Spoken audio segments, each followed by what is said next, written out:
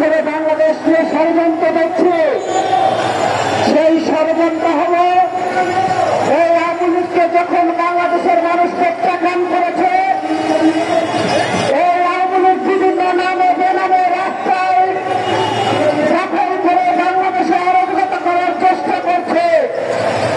আমরা যদি ঐক্যবদ্ধ তাদেরকে রুখে না দিতে পারে, তাহলে বাংলাদেশের আকাশের যে অন্ধকার রাজনীতি, সেখান থেকে আমরা পরিত্রাণ পাবো না। এই আওয়ামী লীগ এখন হিন্দু লীগ সেজেছে, এই আওয়ামী লীগ এখন বিভিন্ন লীগ সেজে রাজপথে উত্তর করার চেষ্টা করছে। আমরা তাদেরকে বলতে চাই, গত 17 বছরে আপনাদের বিনিয়োগ ছিলেন এবং ছবি আমাদের কাছে আছে। কে কি করছেন সকল কিছু এদেশের জনগণকে নিয়ে রুখে দেব।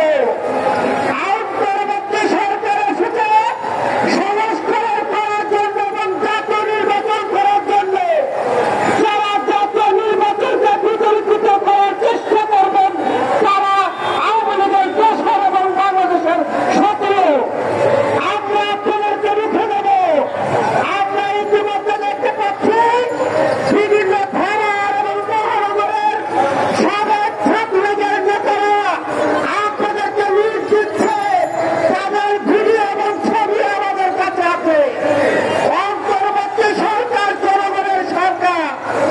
অন্তর্বর্তী সরকারকে যারা বিতর্কিত করবে, তাদেরকে আমরা 5 আগস্টের মতো রুখে দিতে চাই।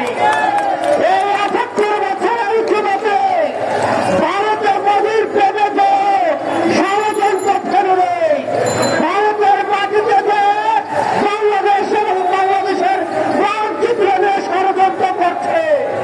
বন্ধুরা, আমাদের ঐক্যবদ্ধ থাকতে হবে। ঐক্যবদ্ধ না থাকলে ওদেরকে আমরা রুখতে পারবো না। আমরা আপনাদেরকে বলে দিতে চাই, গত 17 বছরে আপনাদের দাবি দেওয়া কোথায় ছিল? আপনারা নতুন করে বিভিন্ন নামে বেরোলে রাস্তায় জনগণকে দুর্মুখ করেন, আর সেটা আমরা মেনে নেব না। এদেশের জনগণ হাতে চুল করে ঘরে বসে থাকবে না। আপনারা আত্মবিদ ছাড়া হলো হিজড়া লীগ।